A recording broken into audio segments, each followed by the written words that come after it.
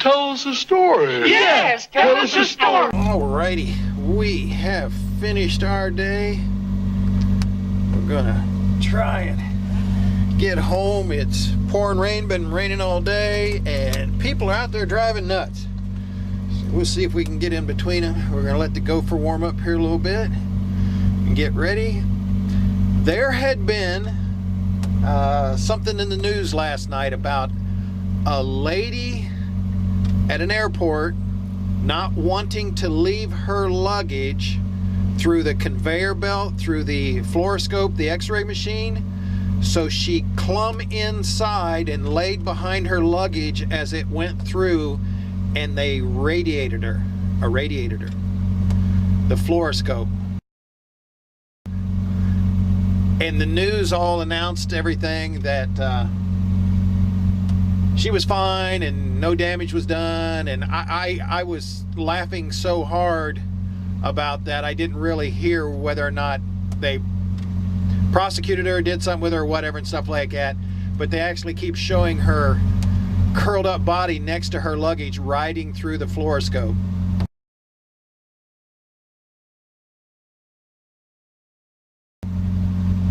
And I got a flashback of way back when I was a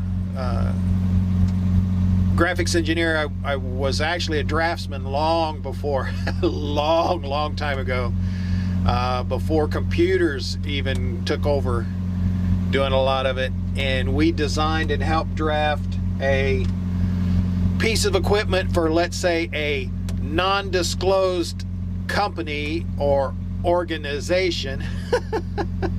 I think at that time it was top secret, who cares, that where they were gonna, we designed this cabinet to house huge fluoroscope and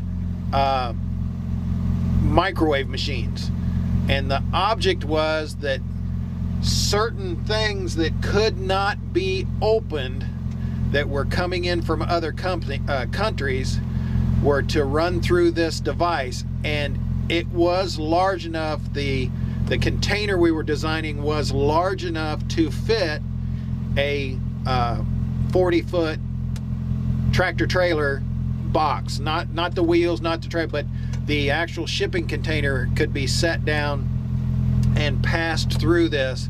And it was supposed to be shot with the fluoroscope to see if anything, if they could get a silhouette of anything or any hidden compartments or whatever. And then it was to be bombarded with microwaves for a set certain amount of time to kill bacteria and or bugs and or small vermin. It was an attempt to find what was coming in, certain things in areas on containers that were not allowed to be opened, and then to kill off anything that could be brought in to contaminate the flora and fauna of the United States. Anyway, when I saw that lady, and then they said, oh, she was okay and no lasting damage and all this stuff, has no idea about the amount of radiation that fluoroscope puts out and the damage that it can cause 5, 10, 15, 20, 40 years down the road.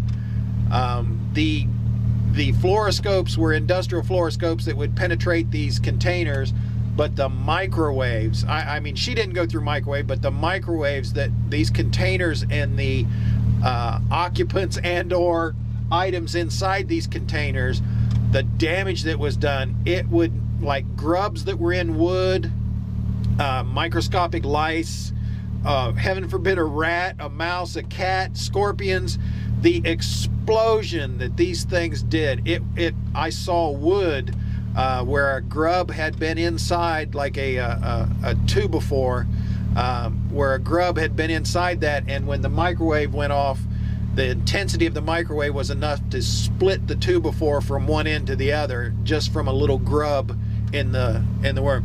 I don't know, I just kind of got a flashback about when we were working on that cabinet and seeing the results of tests, because we had to build this cabinet to withstand all of these, the fluoroscope radiation and the microwave itself the radio wave, and it was something else. They showed us pictures where intense microwave beams, and like I said, this is a non-disclosed organization. We were building cabinets to help try and focus a microwave beam. In the big cabinets, it was to disperse the beam. In the smaller cabinets, it was to concentrate the beam. And we watched where they had been testing some film, where they had been testing this these devices on a focused beam, and it would actually knock pigeons down. I mean, flying pigeons would pass through this intense beam, and it would knock them out of the sky. It didn't always kill them, but something to do with their the inner ear or directional mechanism. It would just really mess it all up. I know that they, over the last 45 years, have perfected that down to where they can pretty much knock a missile out of the sky with it. I don't think they want anybody to know that, but ta-da. But no, that lady going through the fluoroscope, it just, how stupid, you know, just the ignorance of riding through there. Not, you know, I mean, I understand her not wanting to trust anybody with leaving this out of her possession, but what was in there, you know, a hairbrush or something? What was in there that was so precious to her that she didn't want to let go through the fluoroscope machine, that she had to ride that belt? But that just brought back memories, so I guess that makes for a on the way home story time. We're going to get running, we're going to get riding, I'm going to get the defrost on, we're going to get some wiper running. I still need to get a new windshield wiper, and we're going to head home and try and get some relaxation, some chow, and some rest. Let's ride.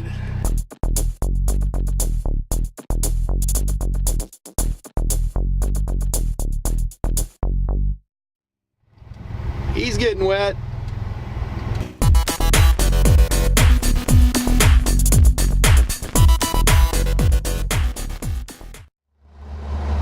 Squirrel! Run, squirrel, run! The squirrel almost got run over by a gopher.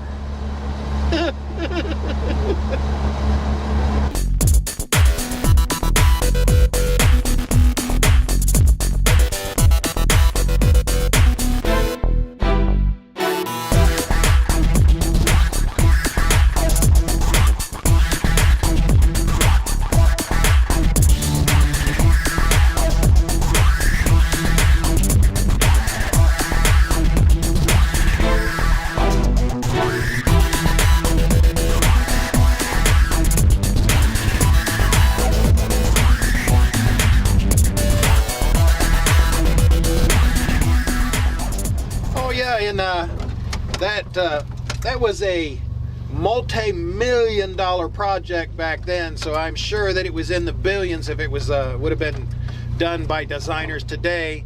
And the kicker was we were not paid because we were students, and it was a project that was presented to us as a challenge. That's how they get away with everything. It was a project presented to us as a challenge for an open source type of thing to get scholarships for, I don't want to say military, so I'll say a nondescript organization was trying to get something for nothing, which they did, but I'm sure the taxpayer paid quite a big sum for all of the information that we worked out. It took us a little over a year. And it just brought back memories when she rode through there. So I'm not riding no fluoroscope. I'm riding a gopher. Sometimes almost as dangerous depending where you are. I'm going to go in here and I'm going to get some rest, get some chow. Hopefully start all over tomorrow.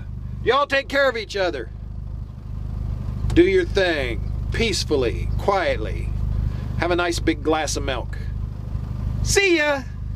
Story time is over!